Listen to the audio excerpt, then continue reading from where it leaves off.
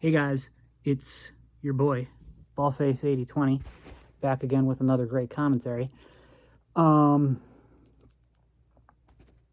things first, I'm going to address Chad Pill directly, not Chadlite. Chad Pill is a commenter here.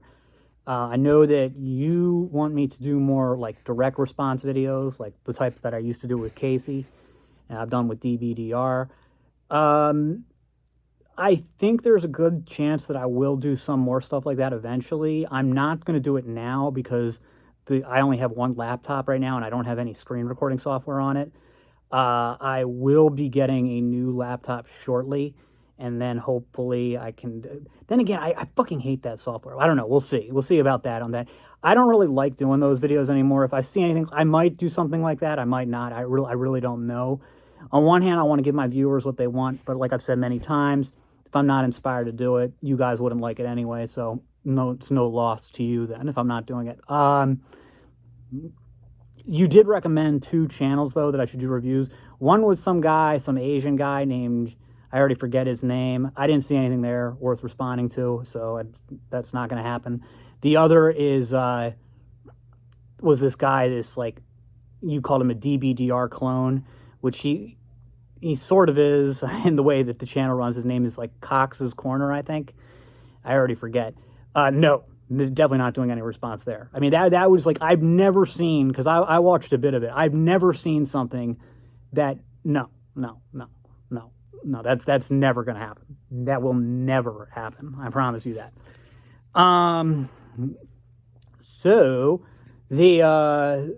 But I did, Chad Pill just released a video, I think a few hours ago, about like why he's 30 years old and single, even though it doesn't really make any, well, on the surface, it maybe doesn't make a lot of sense.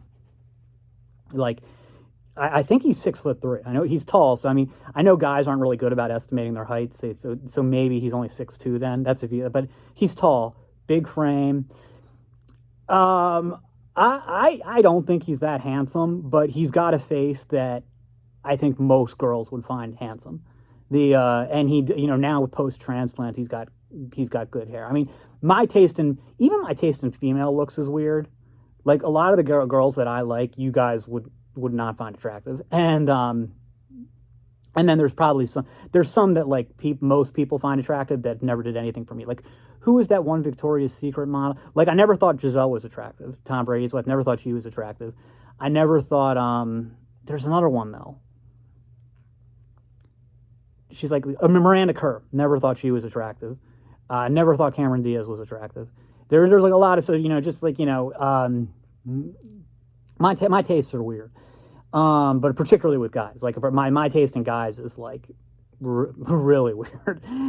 So I'm not the best guy, but I can usually tell, like, is he somebody who women will find attractive? So by like women's standards, Chadlite is attractive. I agree. He doesn't do anything for me, but I'm not into guys, so I'm biased. But anyway, he's tall. He's attractive by women's standards. He's strong looking. He's strong looking. If I was going to criticize Chad Pill Chadlite, I mean, in the looks department, it's not really his. It's not really anything about his looks, because there's nothing wrong with his looks. It's his vibe. You can see him, like, without knowing anything about him. You can see him, and like, he used to be this loser who through looks maxing ascended. The thing is, though, it's like, if you go and watch his videos and you see the pictures, it's clear that it was a 100% external transformation. Like, he's clearly still a loser on the inside. And I feel bad because he seems like a nice guy or anything. But I don't mean like loser as in, is worthless or a bad guy. I mean loser as in a loser. Like, the kind of guy who gets, like, picked on in the group. I mean, he probably doesn't now just because of his looks and his size. But, he's definitely like one of those guys who you can just look into his eyes or look at his eyes and see that, like, why he got bullied. So like, you see that, he's somebody who would have been like an easy target. That's the only problem. But the thing is, women don't care about that shit, really. I mean, it matters a little bit, like, on the edges and stuff. But the thing is, this guy is like, when you're as tall and as strong and as good looking as him, you pretty much got your pick of the litter. Now maybe since he's like 30, it's a little harder, but the thing is, he looks pretty good. There's really nothing stopping him from just saying I'm 25. I mean, he looks good. So I don't know if the age thing is that big a deal. And he didn't say anything about that, but he said, I don't remember all the reasons he said, but some of them I think are, worth addressing. 6 minutes in, I'm getting to the point. Some people just can't change, huh? First thing he said is, like, women my age are looking to settle down. Well, it's like, all right, well then don't fucking date women your age. 20, and it's the 28 to 30 thing. Like, don't. And then, I don't buy that excuse. That doesn't work for me.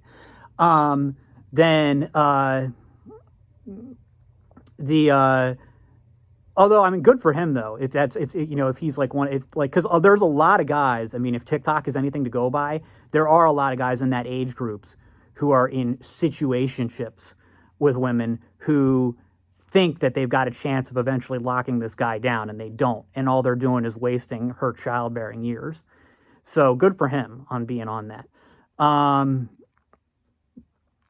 This actually isn't something he said. This is something I picked up from the things. To me, I think this is the biggest part, even though he doesn't list it.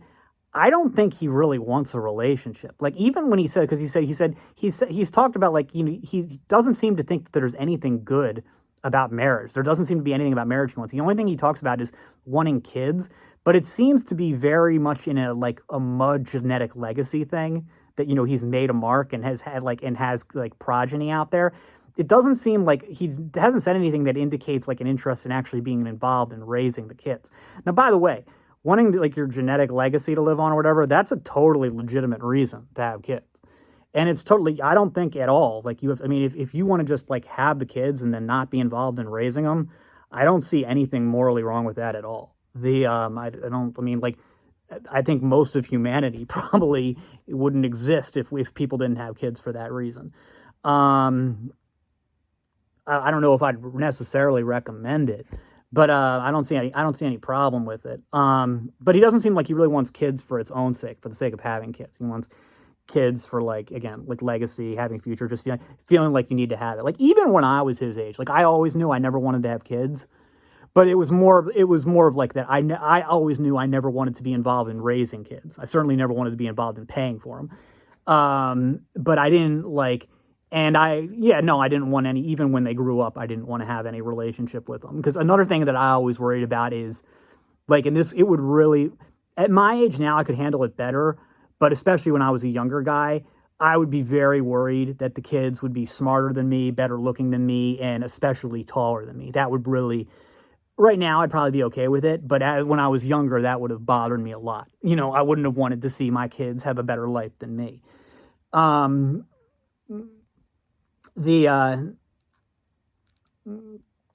I mean, I know where he's coming from on that, but I don't know. To me, it doesn't seem like he's somebody who has a real strong desire for a relationship.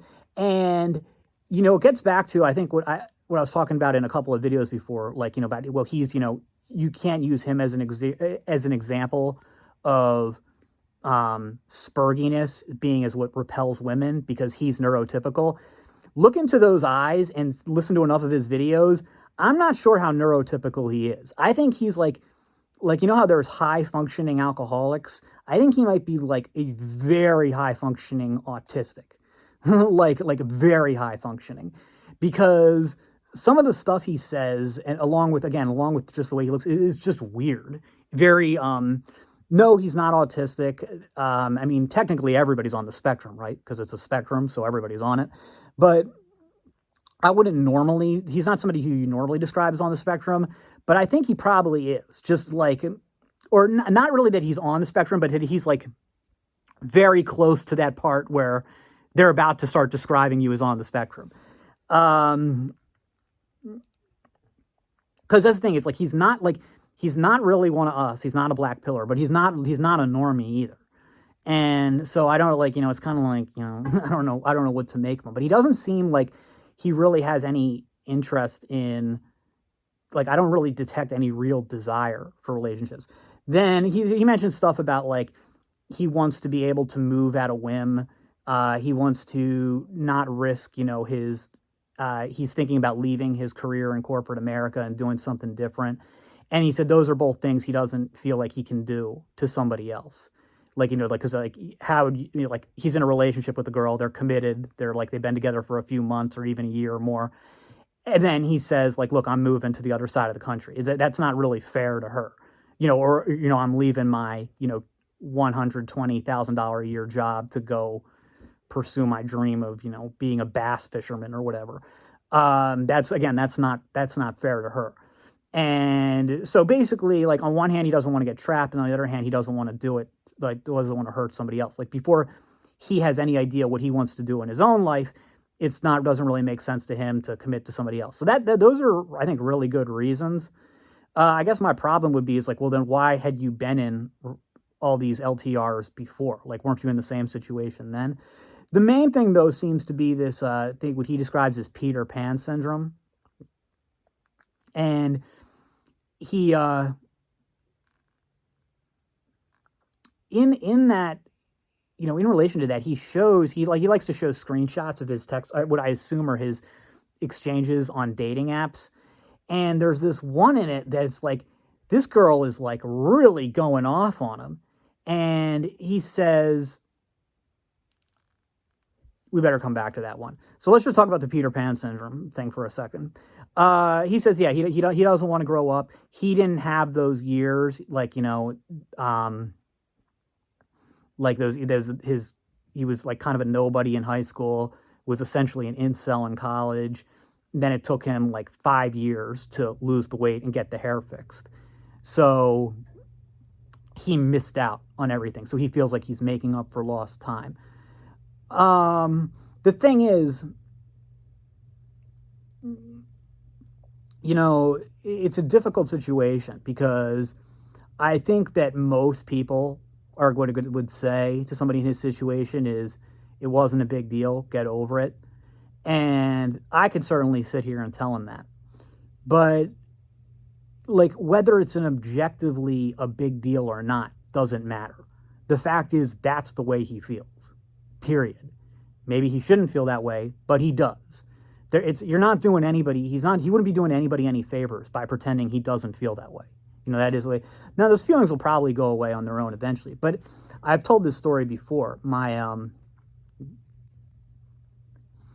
mom had a friend, a male friend who worked with her, and guy was like ridiculously morbidly obese to the point where he was very close to like being disabled. He was that fat. So he was about, I think if I recall correctly, he was around 5'10", and he was weighed, I think, like maybe a little over 500 pounds. I don't remember exactly, but like insanely out of this world fat.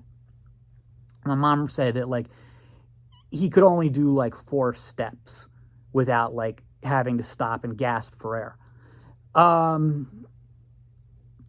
So anyway, one day he decides, he's going to get his shit together and he's going to lose weight. Now, so he loses like 100 pounds or whatever, and he's doing well, feels good, feels better, obviously, you're still ridiculously overweight, but, feels better, looks better, seems to be happy with the way things are going. His self-esteem is way up there, and loses some more weight, loses like another 50 pounds. So, so he's down like 150 now. Again, he's still feeling good, feeling a lot better. Decides he wants to get back in the dating game. And, this can happen when you're making these big physical changes. Like, you've put in a lot of work, you've made a lot of changes, so you feel really good about it. But you don't really necessarily understand, because I've been in this situation, that from an objective standpoint, you still look horrible. Like, you've made a lot of progress, but you're still like disgustingly fat. In my case, it was, still like extremely scrawny, whatever other problems I've got physically, whatever. Like, I'm talking about way back in the day, high school and shit, except I probably never looked any different in the first place.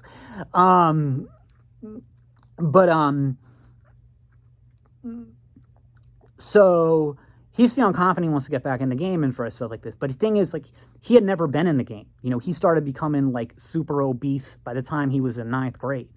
So he missed out on all of that. And this is a guy who's now in his early 40s. Man, you know, I think he was in his early 40s at the time. He never had like any of those formative romantic experiences, whatever, because he was always this, you know, fat guy who was just repulsed women and stuff like that. So, you know, he was able to be set up with a woman who was interested in him and, you know, was nice and liked him. And it sounds like he liked her okay too. But he wasn't attracted to her. And he physically wasn't attracted to her. And he, you know, went into this whole dating game with like real unrealistic expectations. He was thinking like, well, he went in thinking, it sounds like, based on what my mom told me, like, okay, I've lost all this weight. So the weight was what was holding me back. So there's going to be a lot of, it sounds like maybe even younger women, like, I don't think he was one of those guys. I don't think he was expecting a high school girl or anything. But this guy's in his early 40s. I think he was thinking maybe women in their early 30s, something like that, early 30s or mid 30s, and or, you know, well preserved in their late 30s at least, and who are, you know, conventionally attractive. And that wasn't really realistic because, I mean, this wasn't a guy who made a ton of money. He did okay. He was a professional. He worked with my mom, but you know, he wasn't you know, he wasn't super rich, didn't have any real, you know, social status, just, you know, just a guy, and I guess okay looking. But the thing is, you couldn't even really tell that he was okay looking because he was still so fat. I met him a few times. He was really fucking fat, and there's no reason for any. Well, he wasn't like anything. Like I said, his height was normal. It's like 5'10". So there was no reason for any youngish or younger conventionally attractive woman to be interested in a guy like that. It wasn't going to happen. So some of it was just unrealistic expectations.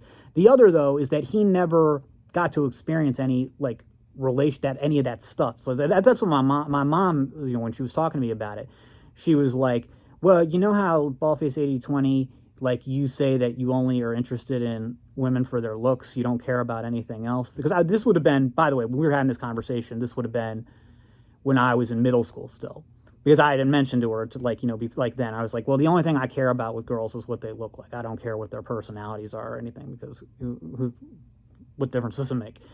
And then she's like, you know, she was like, well, like, that's kind of like where he is, because that, like, he was your age when he got like super fat, so he never had a chance to get it out of his system. And now for me, I never got super fat, but I never got it out of my system. The thing is, like, however, for me also it's different because I always knew I didn't want anything to do with relationships. So for me, it's not really the same thing.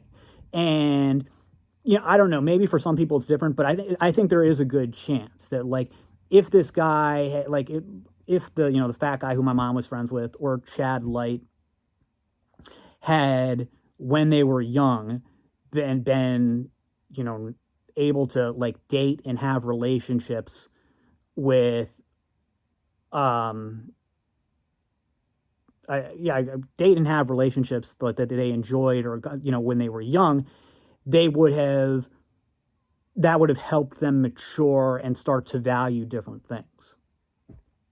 And, you know, as like, so by the time that, you know, they, you know, get like Chadlite's still pretty young. He's 30, you know, which I know seems old to a lot of you guys. To me, 30 is a kid. Now, but my mom's friend was, you know, 43 or something, 43, 44, I don't know.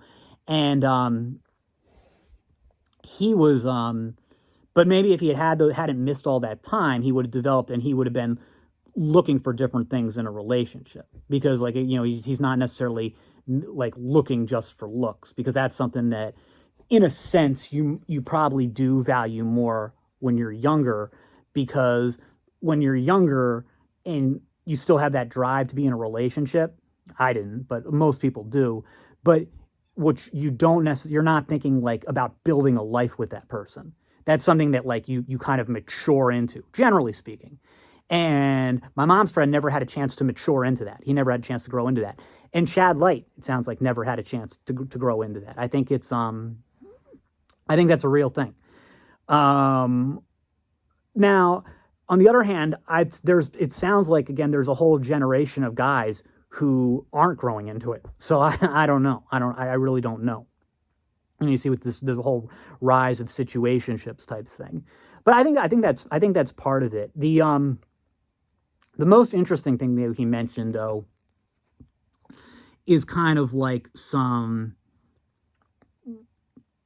like bitterness, which is, we've debated it in the comments section. Like, is this guy bitter towards women, or at least towards the women who have either mistreated him or he feels like has mistreated him? I think there's some of that. I don't think there's that much. I don't really sense a huge amount of animosity there. I think there's some, but it's not like a hugely motivating factor. And I think honestly, I think he's probably less angry about the way that he was treated by a lot of women, and to a lesser extent by people in general, than most people would be. Had they gone through those same experiences. Sorry. Never satisfied with the camera. But he said that, for him, it's kind of like, it's beyond the bitterness. It's like an inability to really trust because he sees the other people there. Basically, he feels like when he sees somebody being nice to him or caring about him, that it's not real. Because he understands that care or whatever would disappear the instant he didn't have those looks anymore. And I guess, since the looks are something he had to max into, they aren't just something he, had naturally, that a part of him probably feels like the looks aren't really him, that he's like putting on a facade, and that they're just like his Chadlite looks are just a mask that he wears.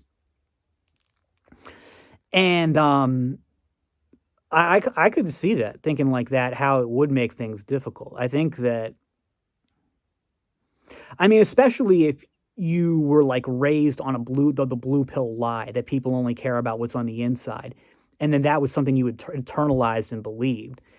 It's got to be, I do think it would make it hard to trust and to build connections, especially if it's somebody who's probably got a tough time with it anyway, since I'm not sure he's totally neurotypical. So, no, I think that's a really good reason, and I could see that being an issue for a lot of people who've had that glow up type experience. But anyway, the thing is, hopefully I can tie this in, that I was saying earlier. He likes to show these like text exchanges he's got on dating apps, and so he sends this one. He shows this one, and it's this girl going off on him hard, saying like, "Stop talking to me, go away, shut up." And then he's like, "I thought we were cool, we're sorry." Like, and then there's like 3 more texts like, "We were cool, this is your problem, you never stop. Just stop talking to me. Don't talk to me again." And so I don't know what's going on there and what that was supposed to be an example of. Whether that was somebody who, like, he had been dating or having a fling with who was pissed at him, or whether it was a female friend that he had hit on in that autistic way of his, like, that, like, not realizing that she had no interest in him because he wasn't her looks match. I'm not sure what it was supposed to be an example of, but it does show that I don't even know what it shows because I don't know the context. I don't know why he put it up there. It was just weird. But then the thing he has after that shows an exchange. It's some dating app, some other girl starting the exchange. It looks like she's the one starting it. She's like, tall, good looking, employed, and still single. What's the problem here? Why are you still single? And his reply is, "I have an incurable case of Peter Pan syndrome. Did you want to help me out with that?" And then no reply. Now, maybe she replied eventually. I don't know. If she didn't, good for her. but I think that's probably the case for a lot of like, you do kind of understand these girls on TikTok, these girls or women on TikTok who are in that like late 20s to early 40s age group who can't find a guy. You can totally understand like why they could, because think about it, right? If you're in that age group, you're generally not going to want to be with a younger guy. And if he is younger, he's not going to be looking for anything serious. So he's pretty much out for most. I mean, there's exceptions, but for the general, he's out. So it's got to be somebody like you're 28 to 42. The guy has got to be in that, 28 to. I think most girls can go probably at that age. Most girls can probably go about as high as 10 years. Anything beyond that's pushing it. So, let's just say you're 28. So you can go up to 38, that's like, and so what guys are available in that age group? And it's like, and these girls they've always been, a lot of them they've come from being what society values more than anything, which is a young woman. And so they essentially, just based on that, they had kind of their pick of the litter in terms of looks. And so who's available though now? Because the good-looking guys,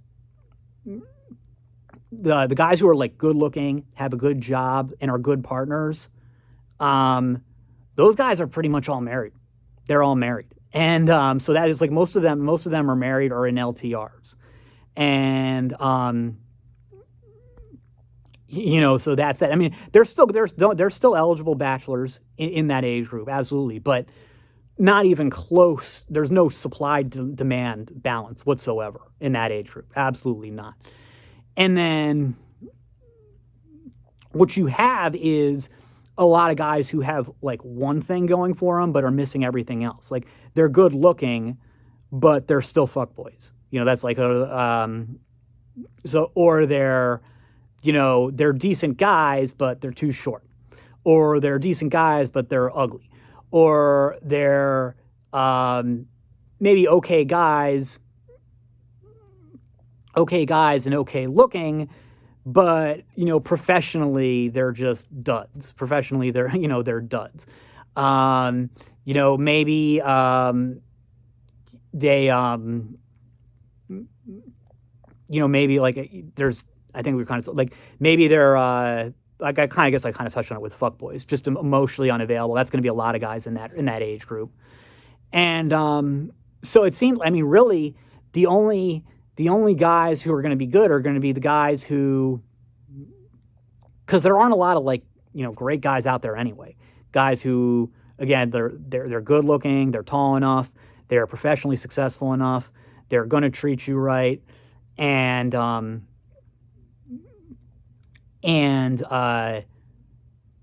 who aren't married. And most of those guys are the ones who aren't married are only not married because they were divorced.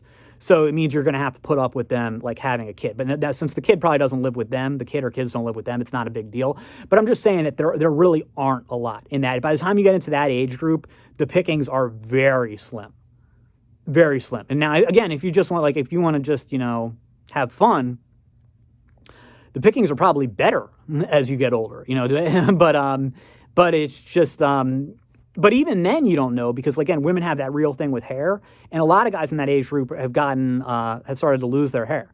And, then there's also the issue with like women like dad bods, but they don't want you to be outright fat, which is where a lot of guys are now. And the problem's only getting worse with time. And, so, I mean, it's tough in that sense too. So yeah, you can understand where women are coming from. It's not that they can't get a guy to commit to them. They can always get a guy to commit to them. But is it like a guy who, and it's easy to like, make fun of him as like check all the boxes, like, but we don't mean like check all the boxes as in like he's exactly 6'3", he makes $200,000 a year. Like, I'm not talking about checks all the boxes in that sense, but I think it's totally reasonable for a woman who's looking to start a family to want a guy who is going to be a good partner, He's going to do his share. He doesn't necessarily have to put her up and the kids up, but he's going to make enough money so that along with her money, they can have that, upper middle class or upper middle class lifestyle. He's going to be a good father, and he still meets her looks threshold. So, I mean, she's going to compromise a little bit, but most people, do, like, that is a minimum requirement for their relationship. Maybe it's not as uncommon for men, but most people want some physical attraction there. It doesn't have to be, he or she doesn't have to be like a pinup, but they want there to be some physical attraction. And I do think that women who are looking for a long-term relationship compromise with that on time. I think men compromise on it even more. But there's a difference between compromise and throw it out the window completely. So it's tough, I mean, you don't have to feel bad for him. I'm not saying feel bad for him. I'm just saying that it's a difficult situation. Because the thing, if you're 28 and you're looking to start a family, you're a 28-year-old woman, you're looking to start a family, you're like, the best that's out there is Chadlite.